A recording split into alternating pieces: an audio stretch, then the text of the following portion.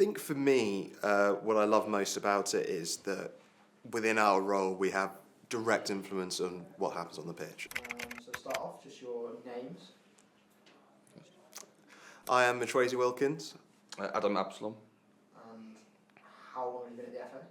I've been working at the FA for just under 3 years. A bit longer, 3.5 years myself. Okay. And the job titles? I'm a referee coordinator. Exactly the same job title, referee coordinator. So describe your role in 3 words, so you can go first this time. Okay, I'll take it. So describe it in 3 words. What can I say? Exciting, busy, long days, but exciting. 5 words. I know, I struggled. Oh. I think for me, dynamic, exciting, interesting, always interesting. What are the key areas of focus in the role? So mainly our role is around appointments. So most of our time is spent around appointments and any other general operations business. Yeah, I would think the key part of the role would be the administration of refereeing. So sometimes that's booking rooms, booking events, but also informing referees of their appointments, but also things like really small things like match fees, kit, things like that. And what competitions do you both appoint to? I look after the FA Cup, part of the Women's FA Cup and the FA Vars as well. I appoint to the FA Youth Cup, the FA Sunday Cup and the FA Trophy. We both also share the FA Interleague Cup when that runs once every 2 years. And how do you communicate with an international match official regarding appointments? That's part of my role. To start with, it's probably best to explain the process of international appointments. For a game that is in a UEFA competition or a FIFA competition, they will themselves appoint our referees on the FIFA international list to a game, and they will send us an email saying, this referee has been appointed to a game, please log in and see the full details of the fixture. And then within that, they will ask us to appoint an assistant referee, another assistant referee, and a 4th official with them. It's then my job to communicate with the rest of the FA and the rest of our department and PGMO and the referees committee, so they can decide on who is appointed on that game. Once we have a full list of the full team put together, it's then my job to communicate with the match officials, usually via WhatsApp, that they have a game on this date in this competition. Do you accept it? They usually do, happily. And then after that, I go back to UEFA or FIFA and confirm it with them. And most of the other administrative roles and tasks of the fixture are taken away from there. And for yourself, Adam, you look after the merit tables. Can you just touch a bit of detail about them, and then sort of what the process is for generating them as well? Yeah, no problem. So we collate all the data from MOAS, from LMS, and from our observers and clubs. We put them into one big table for different leagues. We have 14 at level 4, and then obviously just the one table at level 3 because we have one division. It's about collating everything into one place, making sure everyone's got the right mark and the right rank. Match officials get notified usually a week after they're created and told what position they're in for that period of time. It's usually 2 periods. We start January to December, and then from June to May the following year. What is it like being a referee liaison officer for a major cup final? Do you want to go first? You've done the big one. Yeah, I've been lucky enough to the FA Cup final last year, which was a great day.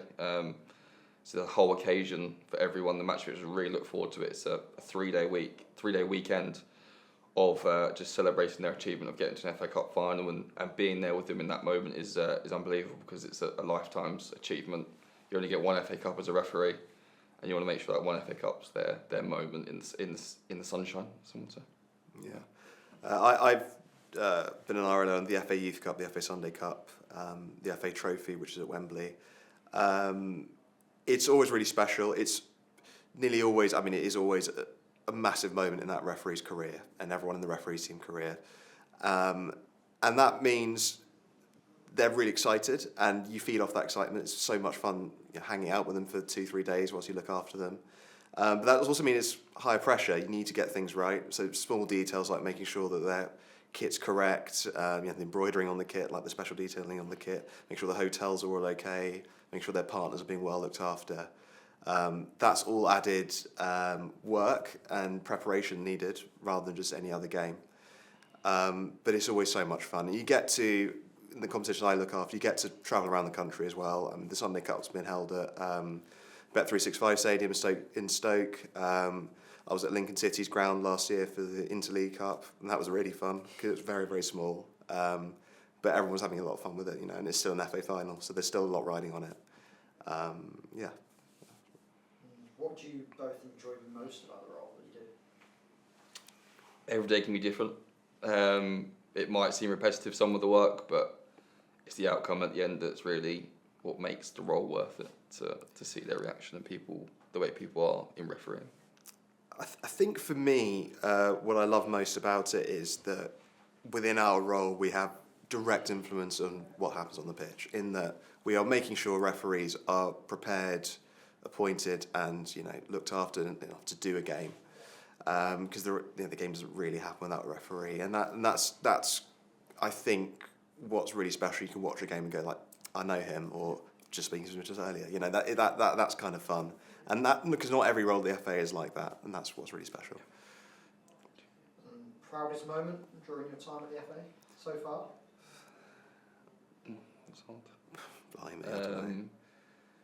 So for me, I was lucky enough to go to the Champions League final. I was at Wembley. I was looking after the families, the referees, which was a great experience. Just being at Wembley for a Champions League final, being around the referees for that final was a great experience because it was the highest of highs for them referees. And we had head of UEFA with us refereeing, which was another great experience to have him there. That was just one of my real wow, where are my moments sort of days, yeah. I don't think I have a sort of standout moment. I think there is always a general feeling I have when I walk up Wembley Way to work, and it's the home of football. And you see the arches, Wembley Stadium, and that's something that it wears off, but you still pinch yourself every now and again when you still see it. You think, God, I see this every day. So stuff like that's always really special. And then I'd say, like Adam, standing on the side of the pitch before kick-off on a game you are allowing, thinking you've had a small part in helping this game happen, that's always really, really cool. And those are the things I think I'll always have with me and live with. And then for yourself, Adam, as an active match official, how long have you been a match official? I went nearly a decade, 10 years. I started when I was 16. And what level are you currently on the pitch? I'm level 5, that's a senior county referee. Why did you decide to become a match official? I think everyone says it at the start, it's pocket change, it's good money. It's £35 a week, I couldn't complain. But then I really fell into love with refereeing. It was a bug that you couldn't get rid of. It was a Saturday at 1 o'clock or a Sunday at 10:30 in the cold rain or in the snow, most on weekends.